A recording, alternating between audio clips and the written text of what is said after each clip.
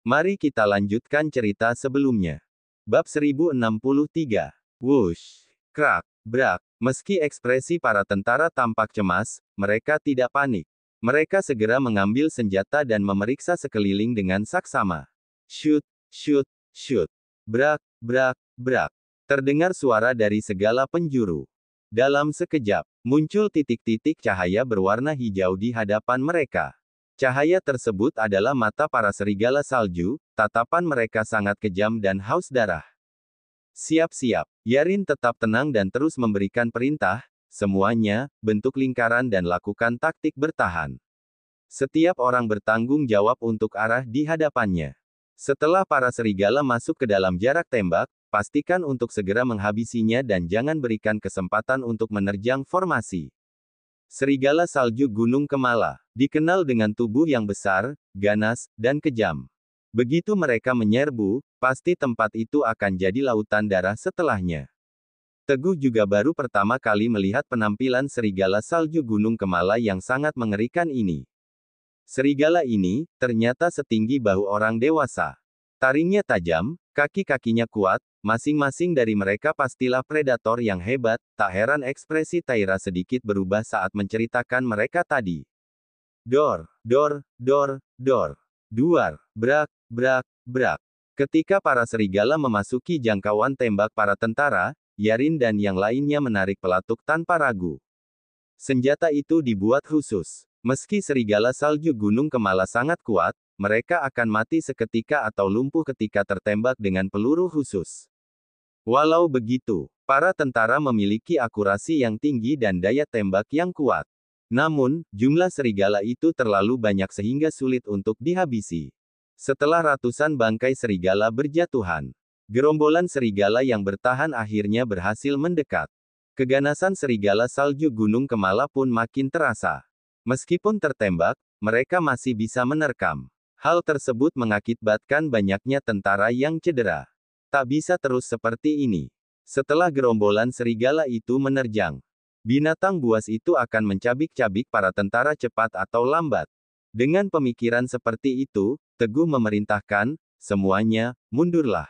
Perkecil lingkaran pertahanan, biar aku yang setelah mengatakan Teguh melesat ke depan. Wis. Di antara ayunan kedua tangannya, energi tak terlihat mengalir dengan kisat. Tekanan yang kuat menyebar ke segala arah, bersamaan dengan angin dingin dan butiran hujan. Pemimpin gerombolan serigala tampak terintimidasi oleh kehadiran Teguh. Mereka mengaum sembari mundur perlahan. Semua orang mengembuskan napas lega. Mereka semua belum pulih dari rasa terkejut. Tak heran dia adalah Raja Serigala Serenara. Hanya dengan energi tekanan, dia sudah mampu membuat serigala salju Gunung Kemala tak berani mendekat. Mungkin saja, misi kali ini berhasil dan semua selamat. Namun, saat Teguh mulai berpikir seperti itu, sesosok bayangan putih tampak mendekat dari kejauhan. Dia amat cepat. Orang-orang tak bisa melihat dengan jelas makhluk apa itu. Tiba-tiba saja ia sudah berdiri di depan Teguh, menunjukkan taring dan cakarnya yang tajam. Makhluk ini ternyata serigala putih yang berbeda dari yang lain. Bulunya sangat bersih bak salju putih yang indah. Kaki-kakinya tampak sangat kuat seperti kaki beruang atau harimau. Para tentara tak pernah melihat predator sekuat ini sebelumnya. Ternyata, makhluk ini adalah raja penguasa di Gunung Kemala. Raja Serigala, hati-hati. Yarin yang melihat Teguh mematung mengira bahwa Teguh tengah ketakutan melihat serigala putih. Dia pun dengan sigap berlari ke depan Teguh. Mengambil senjatanya. Setal itu menembak. Peristiwa itu terjadi begitu cepat. Wus. Setelah itu, terpancar tatapan jahat dari mata hijau serigala putih. Terlihat tubuhnya yang besar melengkung di udara dan berhasil menghindari tembakan Yarin. Setelah itu, serigala putih tak memberikan kesempatan kedua kepada Yarin untuk menembak. Ia menjatuhkan Yarin ke tanah dan langsung menyeretnya menjauh. Semua terjadi begitu cepat, Yarin sudah jatuh ke genggaman serigala putih. Kapten, Kapten, bab 1064. Para tentara merasa sangat geram. Sementara itu, Teguh sudah melesat dan hanya terdengar suaranya dari kejauhan. Kalian tunggu dulu di sini, biar aku yang menyelamatkannya. Hati-hati. Setelah mengatakan itu, Teguh segera mengejar serigala putih. Raja Serigala Putih bergerak layaknya angin. Di gunung terjal dan licin ini, Teguh berlari seperti di tanah datar dan memperkecil jarak dalam sekejap. Meski Teguh sudah berusaha keras, dia tetap tak bisa menangkap serigala itu dalam waktu singkat. Teguh masih belum menyerah. Raja Serigala Putih berusaha melarikan diri, Teguh mengejar dari belakang.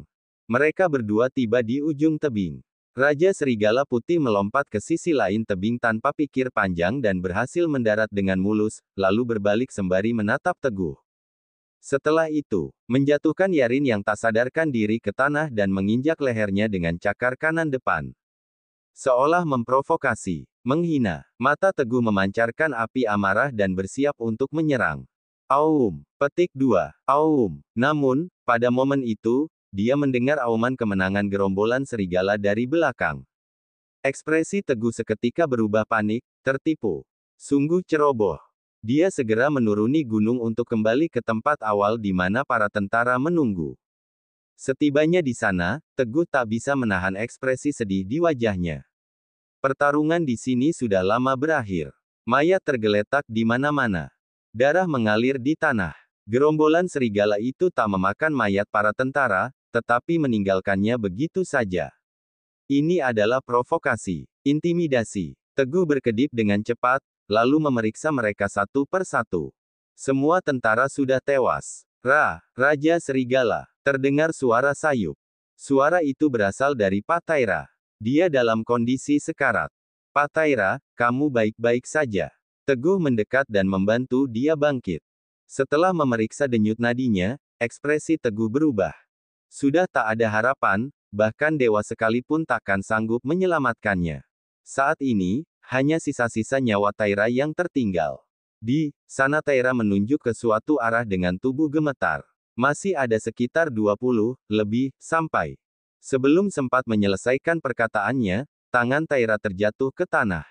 Pemandu berpengalaman yang selalu mendaki Gunung Kemala pun meninggal dunia. Duar. Emosi Teguh benar-benar memuncak dan hampir meluap saat itu juga. Dia mengumpulkan energi dan meninju tanah untuk melampiaskan kemarahan dan kesedihannya. Waktu Teguh bersama para tentara ini hanyalah sebentar. Namun, kesederhanaan hati, memori yang hangat, dan perasaan mereka begitu menyentuh. Tak ada beda antara tentara negara Bosiga dan Serenara. Mereka semua adalah pria yang sangat luar biasa, yang tegak berdiri demi keluarga dan negara.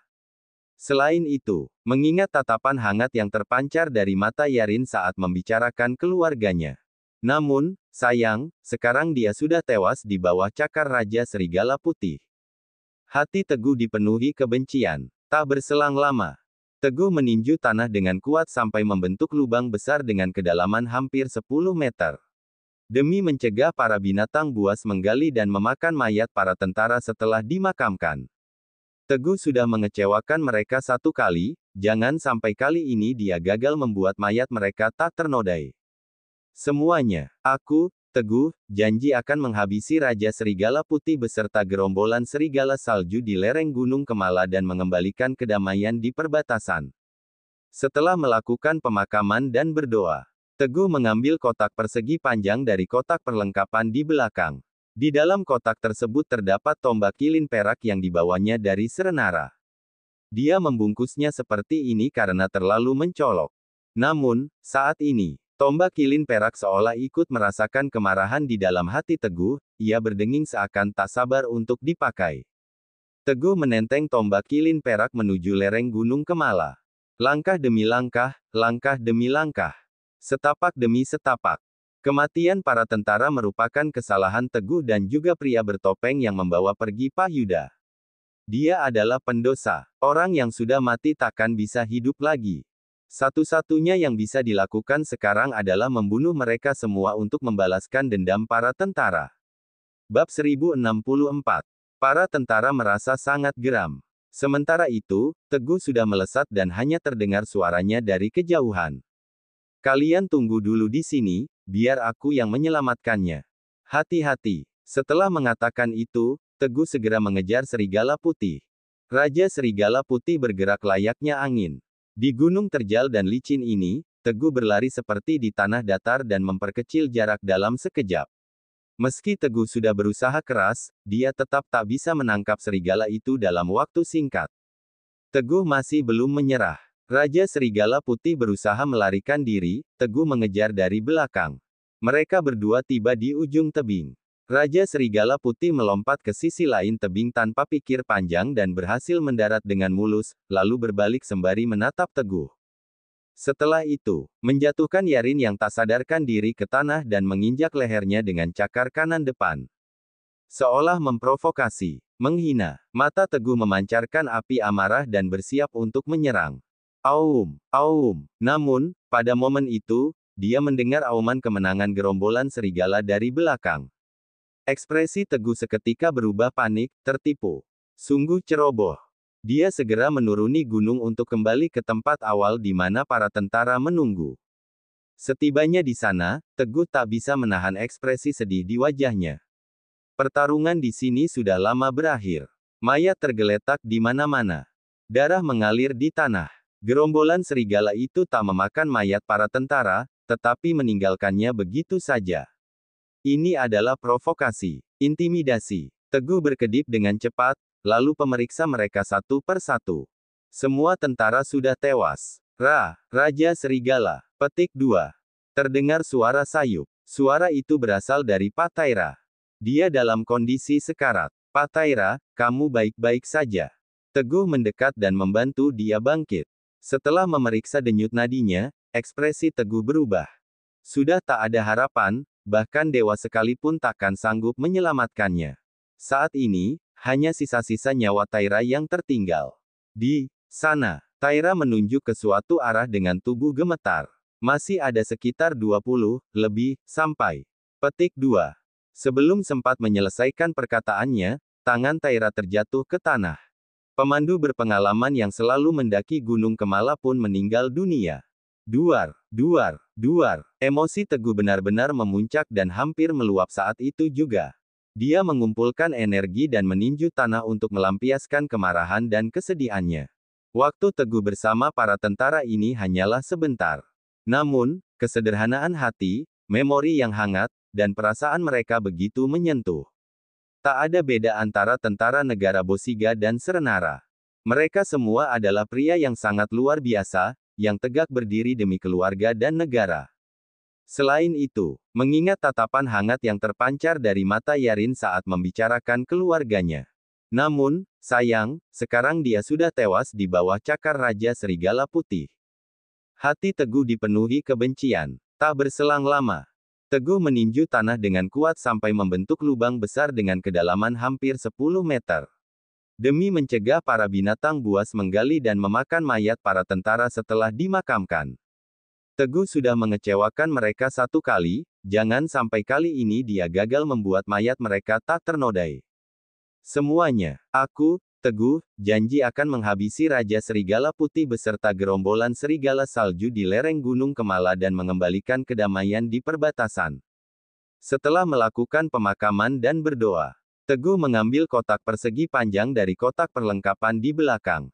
Di dalam kotak tersebut terdapat tombak kilin perak yang dibawanya dari Serenara.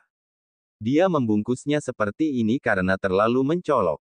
Namun, saat ini, tombak kilin perak seolah ikut merasakan kemarahan di dalam hati Teguh, ia berdenging seakan tak sabar untuk dipakai. Teguh menenteng tombak kilin perak menuju lereng Gunung Kemala. Langkah demi langkah, setapak demi setapak. Kematian para tentara merupakan kesalahan Teguh dan juga pria bertopeng yang membawa pergi Pak Yuda. Dia adalah pendosa. Orang yang sudah mati takkan bisa hidup lagi. Satu-satunya yang bisa dilakukan sekarang adalah membunuh mereka semua untuk membalaskan dendam para tentara. Bab 1065. Angin dingin yang menusuk. Hujan yang mengguyur. Teguh tak tahu sudah berjalan berapa lama sampai akhirnya tiba di tujuan. Sesuatu membuatnya terkejut. Di dalam hutan belantara gunung ini, di antara puncak-puncak curam, berdiri tegak sebuah aula dengan tulisan kaligrafi yang sangat besar, Celestria. Aula Celestria, menjulang tinggi dan megah. Seluruh bangunan didominasi warna merah dan putih, tungku berwarna merah, tiang yang terbuat dari marmer putih. Di kedua sisi depan aula, terdapat patung binatang suci yang tampak seperti makhluk hidup dengan bentuk yang berbeda-beda. Aula ini adalah tempat Teguh dan pria bertopeng sepakat untuk bertemu. Teguh berjalan masuk ke dalam. Wush! Krak, krak. Saat Teguh baru saja memasuki pintu aula, sekelompok orang muncul. Mereka membawa pisau, pistol, dan pedang sembari melihat sekeliling untuk mengawasi Teguh. Bocah. Pemimpin mereka adalah seorang pria gempal, besar, berhidung besar yang sangat mencolok.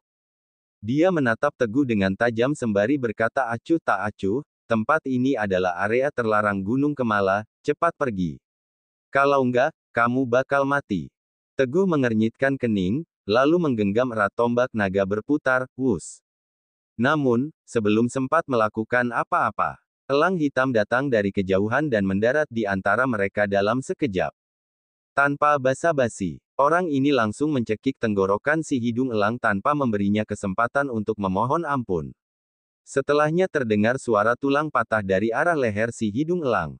Sesaat kemudian, mayat si hidung elang dilempar ke arah samping dengan santainya.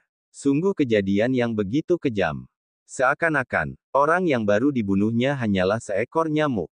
Setelah kejadian itu berakhir dia berbalik dan menatap Teguh dengan seringai di wajahnya, lalu berkata kepada semua orang, lihat baik-baik, ya.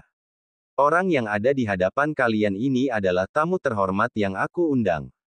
Kalau kalian berani memperlakukan tamu terhormatku seperti tadi, sama saja kalian cari mati. Orang ini adalah Raja Sihir Racun. Raja Sihir Racun tak menyembunyikan identitasnya dengan mengenakan topeng kali ini. Suaranya terdengar datar, tetapi sebenarnya tersirat niat membunuh yang kuat. Semua orang yang tersisa merasa ketakutan, mereka menjawab dengan kompak, baik. Teguh tak merespons tindakannya yang heroik itu, dia hanya bertanya, di mana guruku? Yuda baik-baik saja. Raja Sihir Racun tersenyum dan menambahkan, selama kamu mau bekerja sama denganku, aku janji setelah masalah ini berakhir bakal ku kembalikan Yudamu itu dalam kondisi sehat sentosa. Kerja sama? Teguh bertanya, kerja sama apa? Gampang saja, kok. Raja Sihir Racun tersenyum sinis, lalu menjelaskan, konferensi seni bela diri kuno bentar lagi dimulai, aku mau kamu membunuh para master yang jadi partisipan dan memuluskan jalanku buat jadi ketua aliansi. Terakhir, dalam pertandingan konferensi ini, kamu harus mengalah supaya aku bisa mendaki ke puncak tertinggi. Ternyata semua ini berkaitan dengan konferensi seni bela diri kuno. Masalah ini menjadi makin rumit dan rumit. Teguh yang masih belum menjawab, hanya dapat berkata, aku mau ketemu guruku dulu.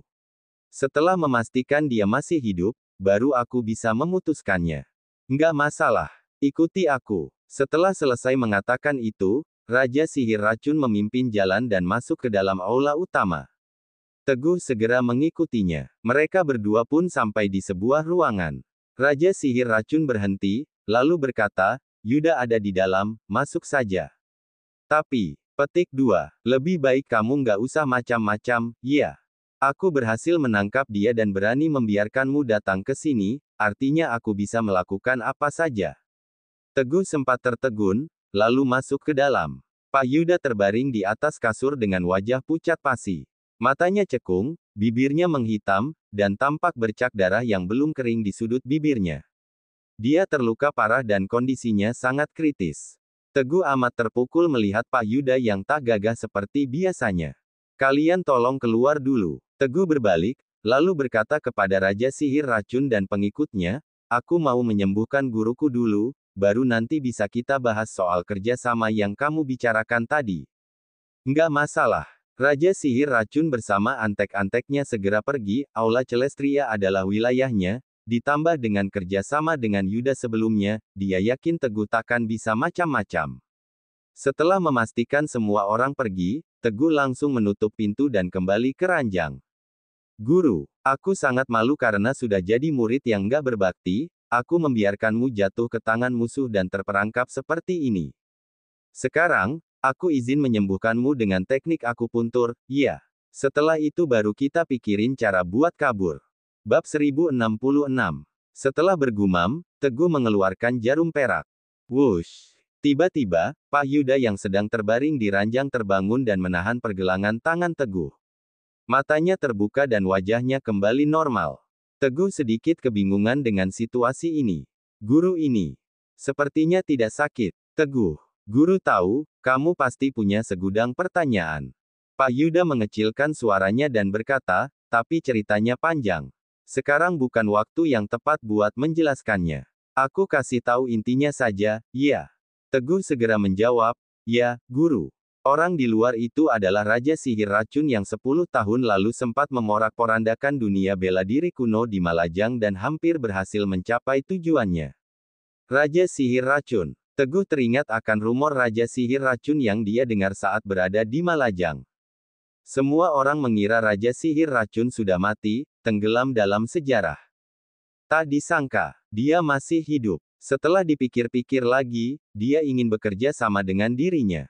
Raja Sihir Racun ini seperti ular berbisa yang sedang mengawasi dunia dan bisa melancarkan serangan mendadak kapan saja untuk mencapai tujuannya. Apalagi, Pak Yuda berkata dengan ekspresi rumit, karena beberapa alasan, waktu itu aku menjalin kerja sama dengannya dan aku nggak bisa memutuskan begitu saja.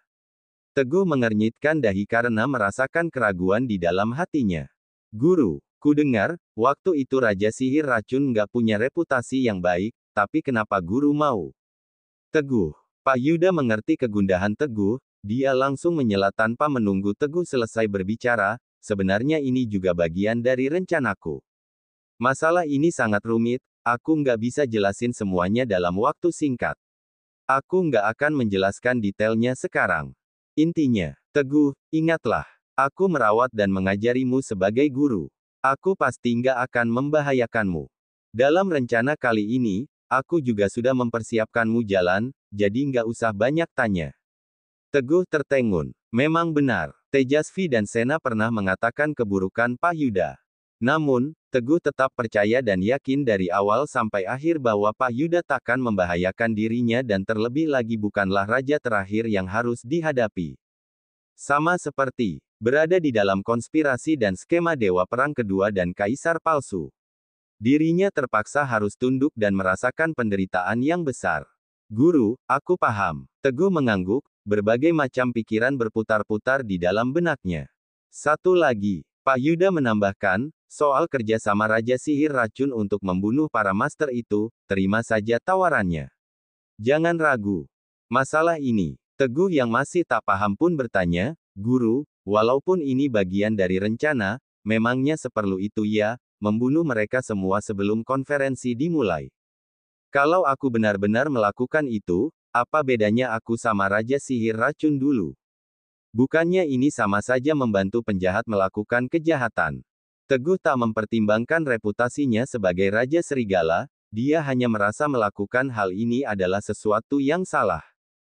Aku sudah memikirkannya. Pak Yuda tersenyum dengan penuh makna dan melambaikan tangannya, memberikan kode agar Teguh mendekat. Teguh yang masih terkejut pun segera mendekatkan telinganya ke mulut Pak Yuda. Setelah dibisikkan beberapa kata, Teguh pun langsung mengerti. Kalau gitu perasaan gelisah yang mengganjal di hati Teguh seketika sirna. Dia menjawab, Guru, aku sudah tahu apa yang perlu dilakukan. Ya, pergi sana. Pak Yuda mengangguk kepadanya. Teguh menenteng tombak kilin perak, lalu keluar dari sana. Di halaman, Raja Sihir Racun sedang duduk di meja batu membelakangi Teguh. Di atas meja batu itu terdapat teko teh yang mengepulkan uap panas, tampak baru diseduh. Tempat di depannya kosong, tetapi ada satu gelas teh di sana. Jelas dipersiapkan untuk Teguh. Teguh, Raja Serigala, apa kamu setuju menjalin kerjasama denganku? Raja Sihir Racun tampak sangat percaya diri dan santai sembari menyesap tehnya perlahan. Wush! Balasan yang dia terima dari Teguh adalah serangan naga palung dan macan lembah. Angin kencang berderu dan mengusir burung-burung di luar aula. Serangan yang penuh akan niat membunuh dan ganas. Bab 1067. Teguh menusuk secepat bintang jatuh, lalu dia berada di belakang Raja Sihir Racun dalam sekejap. Hanya sedikit lagi. Siapa sebenarnya Raja Sihir Racun ini? Puluhan tahun lalu, dia merupakan penjahat serenara yang sulit diprediksi dan hampir sedikit lagi mencapai tujuannya. Dia bukanlah seseorang yang bisa dianggap remeh. Wush! Dia berbalik dengan lembut seperti tak disengaja, tetapi kenyataannya, dia menghindari tusukan Teguh dengan sangat terampil sehingga tusukan Teguh melesat melewati celah ketiaknya. Teguh. Raja Sihir Racun menghindar sembari bertanya dengan acuh tak acuh, kamu ini ngapain? Teguh tak merespons. Teguh menarik kembali tombaknya dengan cepat, lalu melancarkan tusukan kedua. Tusukan berdesing. Aura dingin yang benar-benar menusuk pun mendominasi. Serangan itu merupakan teknik dari tombak perak menembus 9 langit. Raja Sihir Racun yang melihat serangan dahsyat itu pun berhenti bermain-main dan segera menggunakan keahliannya untuk bertahan. Setelah menahan tusukan kedua Teguh, Raja Sihir Racun tampak makin marah. Teguh, kenapa menyerangku? Dasar gila. Teguh tetap diam dan melancarkan tusukan ketiga, kecepatan dan kekuatan tusukan ini jauh lebih tinggi dari sebelumnya.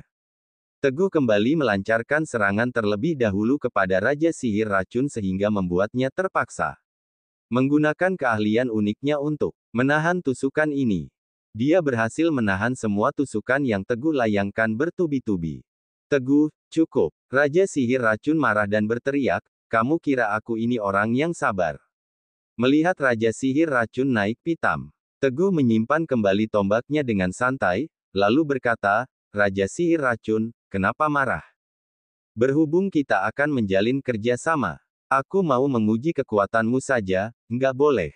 Mendengar penjelasan itu, Raja Sihir Racun memaksakan senyum di wajahnya. Rumornya, tombak perak menembus 9 langit sudah mencapai alam kesempurnaan dan punya kekuatan yang mengagumkan. Sebenarnya, aku juga pengin mencobanya sendiri. Teguh hanya tertawa tanpa menanggapi perkataan Raja Sihir Racun. Sebuah perseteruan mampu diselesaikan dengan situasi yang tampak adem ini. Apakah benar-benar terselesaikan? Ataukah hanya untuk sementara waktu dan bersiap untuk perseteruan yang lebih hebat, tak ada yang mengetahuinya. Jadi, Raja Sihir Racun tampak paham, dia tersenyum sembari berkata, Teguh, apa kamu puas sama hasil percobaannya? Jadi gimana menurutmu soal kerja sama kita? Teguh menatap Raja Sihir Racun dan berkata dengan tenang, aku mau bekerja sama denganmu, tapi aku punya syarat. Setelah mengujinya tadi, Teguh menyadari bahwa kekuatan Raja Sihir Racun tak kalah hebat darinya. Kalau dalam pertarungan yang sebenarnya, tak mungkin dirinya bisa menang dengan mudah. Selain itu, Guru dan Raja Sihir Racun sedang terikat dalam perjanjian dan sedang bergerak di balik layar. Dia hanya bisa mengikuti jalan apa yang sudah ditentukan sekarang. Tentu saja, bukan berarti dia tunduk sepenuhnya terhadap Raja Sihir Racun, lakukan apa yang harus dilakukan. Apa syaratnya? Mudah saja. Teguh masih menatap Raja Sihir Racun tanpa berkedip sedikit pun. Saat mendaki gunung, aku membawa seorang pemandu dan puluhan tentara negara Bosiga, tapi mereka ketemu sama segerombolan serigala di jalan.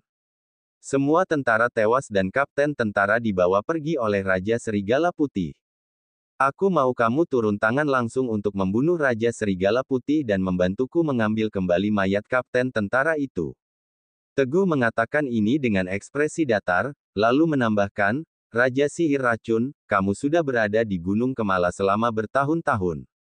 Jangan bilang kamu nggak tahu Raja Serigala Putih ini. Raja Serigala Putih itu. Teguh mampu merasakan kekuatan yang begitu luar biasa, meski bisa menghadapinya, akan banyak waktu dan energi yang terbuang. Jadi, menyerahkan masalah itu ke Raja Sihir Racun adalah keputusan yang bagus. Raja Serigala Putih. Raja Sihir Racun tertawa dan bersiap mengatakan sesuatu. Namun, bawahan yang berada di samping berkata dengan marah dan tak terima, Teguh, jangan kurang ajar. Raja Serigala Putih. Petik 2. Tumbuh besar di Gunung Kemala dan mengisap banyak energi darah. Ia sudah memiliki kekuatan setara dengan alam kaisar kultivasi. Ditambah lagi dengan kerumitan lanskap Gunung Kemala. Monster itu mampu bergerak dengan bebas di sini dan nggak pernah terkalahkan selama bertahun-tahun. Cerita bersambung.